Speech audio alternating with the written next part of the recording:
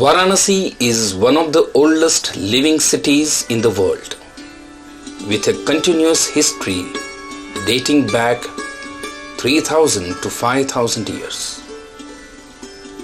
The center of the Hindu world, Varanasi taunts an unrivaled diversity and a unique sense that can be experienced nowhere else. Today it retains much of the allure of the ancient world, which attracts thousands of tourists from all over the world. Varanasi Cantonment Railway Station is one of the major railway stations in India. Thousands of travelers and tourists visit Varanasi, landing first at this station daily. The station is a home for hundreds of homeless beggars, destitutes, rickshaw pullers, vendors, and children. A large number of children come to railway station from all over the country, especially from North India, to support themselves as well as their families.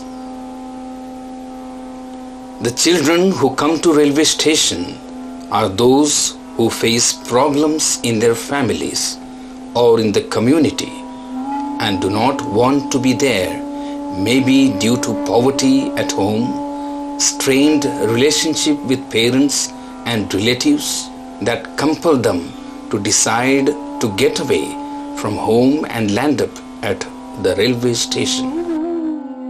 Secondly, it is a home for children who are orphans and who have nobody to take care of them. The reason for their becoming orphan could be natural calamities, or that they may have lost their parents at an early age, or because of the people who were looking after them could not afford to or not willing to take care of them and who have nowhere else to go. Some of them are those who got lost their dear and near ones while traveling with their parents or relatives and are not able to reach back to their homes. Some of these children are abandoned by their parents because they are illegitimate or because they are physically or intellectually disabled. Some of these children are sent by their parents or relatives to earn an income by any means, including begging or stealing. These children come to railway station and travel long distances by trains, moving from station to station, and become victims of drugs and sexual abuse. They beg still from the passengers and do all kind of menial jobs like cleaning trains and toilets, shoe polishing, selling water, and get into all kinds of bad habits.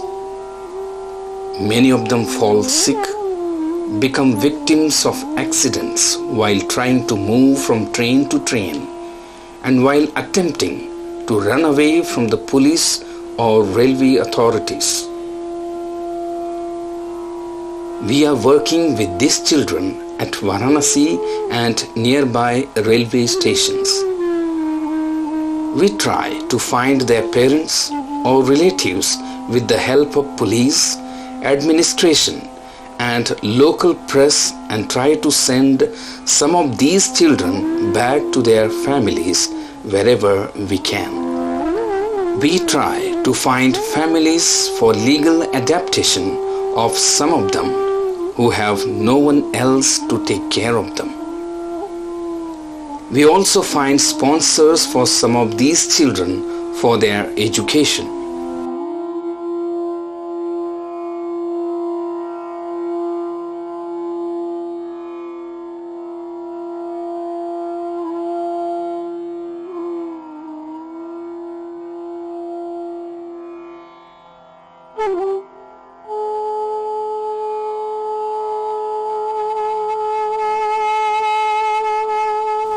Some of the children are sent to government rehabilitation centers, even though we do not like to send any of these children to such centers due to corruption.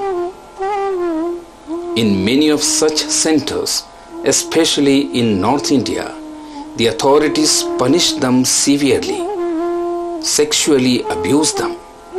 Some of the children do not get proper or sufficient food.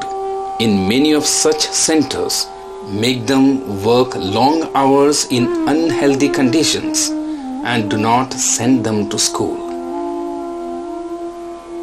The number of such children is very high, and sometimes we become so helpless to find a solution to their problems. The most difficult cases are a very large number of disabled children whom nobody wants. We also provide medical care to accident victims and sick children.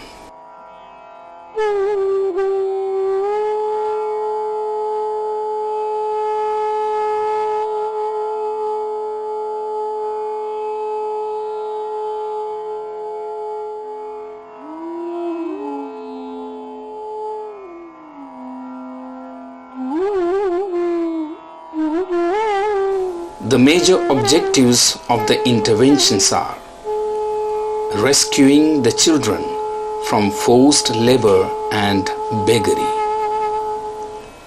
protecting the children from sexual abuse and trafficking,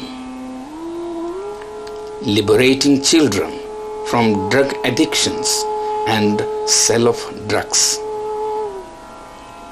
preventing children from antisocial activities like crime and robbery, providing legal support against child right violation, promotion of health and hygiene among these children, providing counseling to the children and their parents, preventing exploitation of children by the police, providing temporary shelter and restore runaway children to their families, providing basic education and skill training for self-reliance, initiating saving schemes among the children at platform. It is a tough job, and we face lots of problems and difficulties.